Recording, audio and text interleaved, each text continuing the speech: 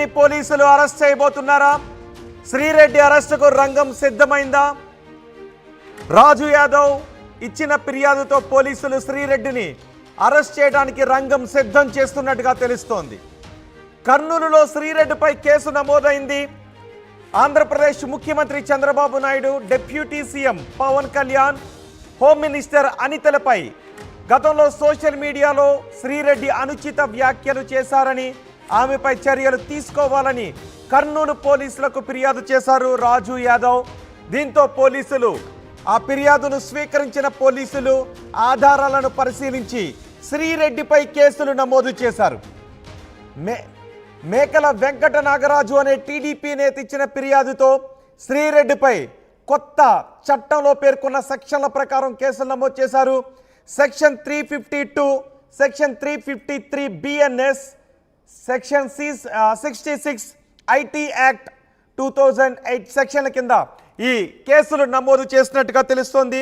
ఎవరైతే ఉద్దేశపూర్వకంగా ఒకరిని కించపరుస్తారో, ఎవరైతే రూమర్లు లేనివి ఉన్నట్లుగా వ్యాపింపచేయడానికి ప్రయత్నం చేయడం ద్వారా సమాజంలో శాంతి భద్రతలకు విఘాతం కలిగించే అవకాశం ఉండే విధంగా ప్రవర్తిస్తారో, వాళ్ళ మాటల ద్వారా కానీ, పోస్టుల ద్వారా కానీ, వాళ్ళ జస్టిస్ ద్వారా కానీ ఎవరైనా ఈ విధమైనటువంటి చర్యలకు పాల్పడితే వాళ్ళపైన ఈ సెక్షన్ల కింద కేసులు నమోదు చేసే అవకాశం ఉంటుంది.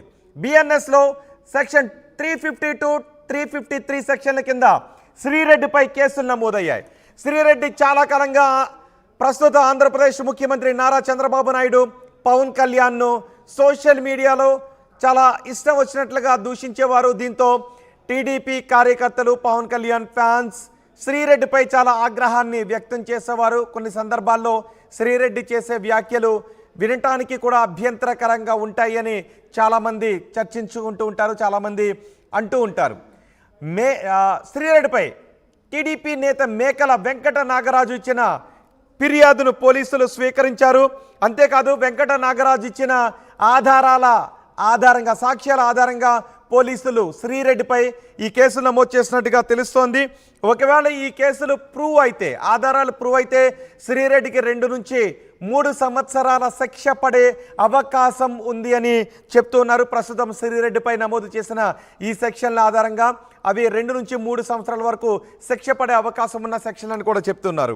మా ప్రతినిధి హుస్సేన్ మనకు అందుబాటులో ఉన్నారు. అలాగే ఫిర్యాదు చేసిన రాజు యాదవ్ కూడా మనకు అందుబాటులో ఉన్నారు. రాజు యాదవ్తో మాట్లాడదాం.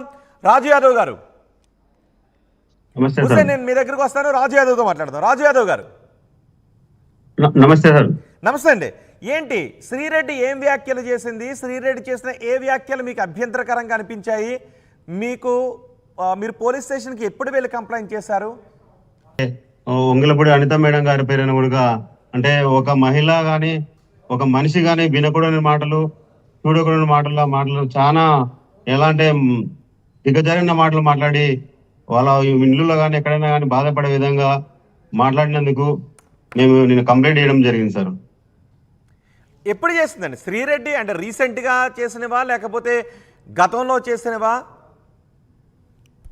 బిఫోర్ ఎలక్షన్ల తర్వాత చేశారు సార్. అలాగే ఎలక్షన్ల తర్వాత కూడా చాలా కించపరిచే విధంగా నారా లోకేష్ గారి పేరు మీద, తర్వాత చంద్రబాబు నాయుడు గారి పేరు మీద, చంద్రబాబు నాయుడు గురించి, తర్వాత సిరిమిల గారి గురించి కూడా అది వినకూడని మాటలు, అంటే చాలా దిగజారి అసలు మొగాడైనా నేను కూడా చెప్పలేని విధంగా చంద్రబాబు గారిని దూషణలు చేయడం జరిగింది సార్.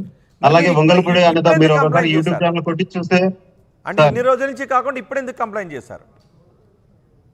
అంటే మాకు ఇప్పుడు ప్రభుత్వం వచ్చింది కదా సార్, మా ప్రభుత్వం వచ్చిన తర్వాత మేము ఇచ్చుకోవాల్సిన అవసరం ఉంది. ఎందుకంటే ఇలాంటి చిరుకులను వదిలిపెట్టిపోతే ఇంకా చాలా మంది దానికి మోటివేట్ అయ్యి ఇలాగనే భ్రష్టు పెట్టే విధంగా మహిళలు లోకం చాలా హీనంగా చూసే విధంగా మాట్లాడుతున్నారు. కాబట్టి ఎప్పుడైనా సరే చెడుని మనం తుంచాలి. కాబట్టి ఈ రోజు దానిపైన యాక్షన్ తీసుకోవాలి, ఇలాంటివి మళ్ళీ జరగకుండా చూసుకోవాలని కంప్లైంట్ జరిగింది సార్.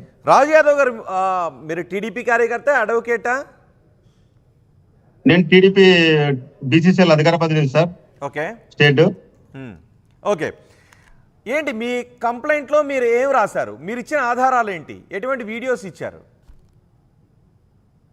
మేము దాదాపు ఒక 7-8 వీడియోలు ఇవ్వడం జరిగింది సార్. దాంట్లో మొత్తం తెలుగుదేశం పార్టీకి సంబంధించిన నారా చంద్రబాబు నాయుడు గారి గురించి, తర్వాత డిప్యూటీ సీఎం అయిన పవన్ కళ్యాణ్ గారి గురించి, నాగేంద్ర బాబు గారి గురించి, వాళ్ళ కూతురు గురించి, షర్మిల గారి గురించి, తర్వాత ఒంగలగూడి అనిత గారి గురించి అంటే అసలు మగవాళ్ళైనా మనం కూడా అవి వినలేం సార్. వీడియోలు అంత బూతులు మాట్లాడి వాళ్ళ మనసులు బాధపడే విధంగా, వాళ్ళ మనసులే కాదు తెలుగుదేశం పార్టీ కార్యకర్తలు, తెలుగుదేశం పార్టీలో ఉన్న ప్రతి ఒక్కరుగా చాలా చింతించే విధంగా మాట్లాడినారు. అది మహిళా లోకం కూడా హర్షించదు, మహిళలకే మచ్చగా ఈమె ఉన్నారు సార్. కాబట్టి ఇది ఇలాంటివి యువకులు కానీ ఇంకా ఎవరైనా కానీ దాన్ని చూసి ఇన్స్పైర్ కాకుండా ఉండాలంటే ఇలాంటి వాళ్ళకి ఖచ్చితంగా చర్య తీసుకుంటేనే వీటికి మనం ఇదే విధంగా మనం ముందుకెళ్ళినాం సార్.